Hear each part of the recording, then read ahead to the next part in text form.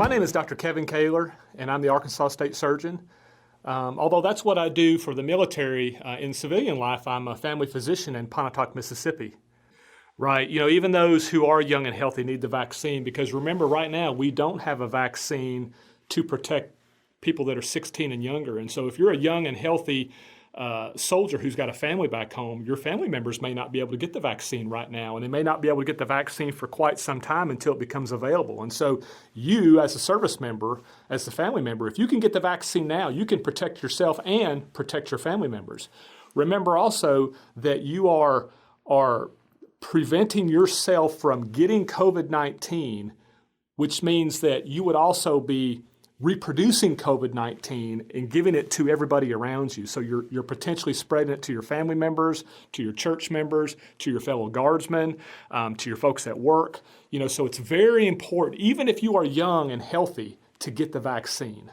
Right, so contracting COVID-19, meaning actually getting the disease, can be much, much, much more difficult for the human body to handle than the vaccine. Some people will have very, very mild symptoms, but again, you can be very, very sick and ill. You could become hypoxic, which means your oxygen levels can drop. You can get a life-threatening pneumonia. You can end up on a ventilator because of this COVID-19 virus. And so, the potential threats to the human body are significant. Now, the potential threats from getting the vaccine are minimal. The vaccine is very safe. The studies right now show that the vaccine is very safe, and we're not really hearing of any significant effects in those who are getting the vaccine. So I think if you were going to weigh the risk versus the benefit of getting the vaccine, the benefit is really high of getting the vaccine. The risk of getting the vaccine is very low. But if you flip that, the risk of getting the disease is very, very high.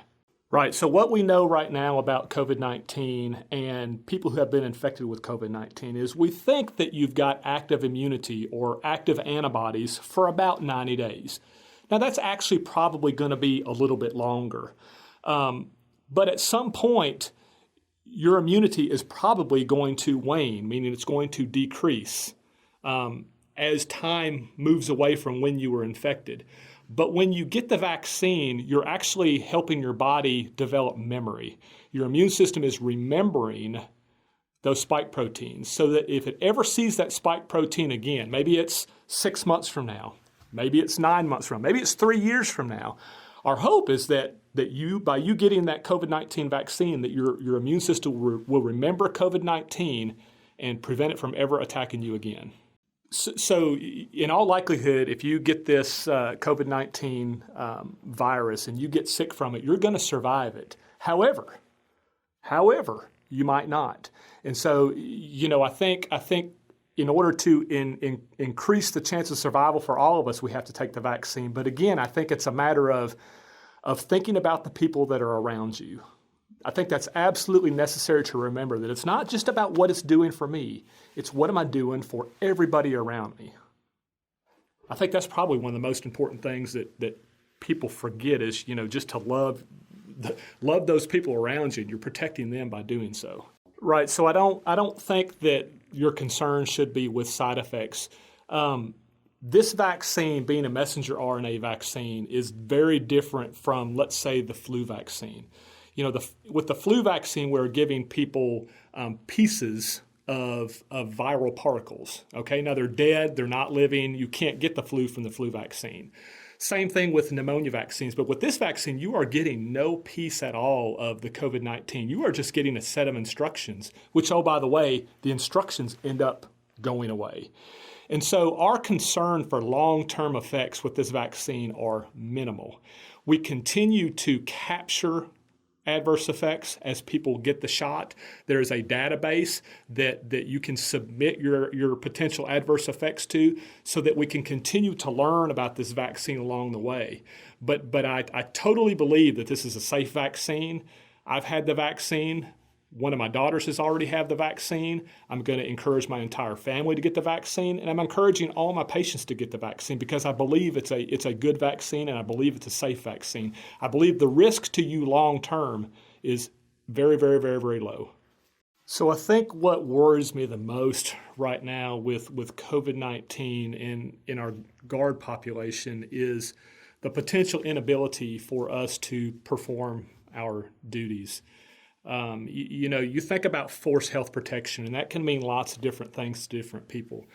For me, force health protection means making sure my soldiers are washing their hands, making sure my soldiers are eating right, making sure my soldiers are exercising, making sure they're free of physical and mental health disabilities and ailments.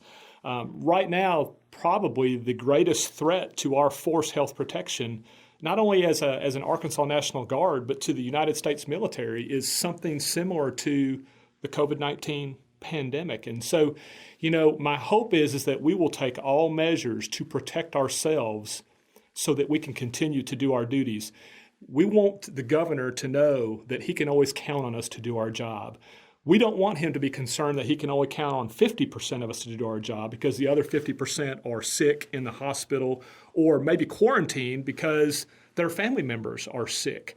And so, it's all about doing everything we can to maintain the physical readiness, the mental health readiness, and just the health of the population of the Arkansas Guard. What I tell my patients in the office, because a lot of people do get their information from various sources, and they trust those sources.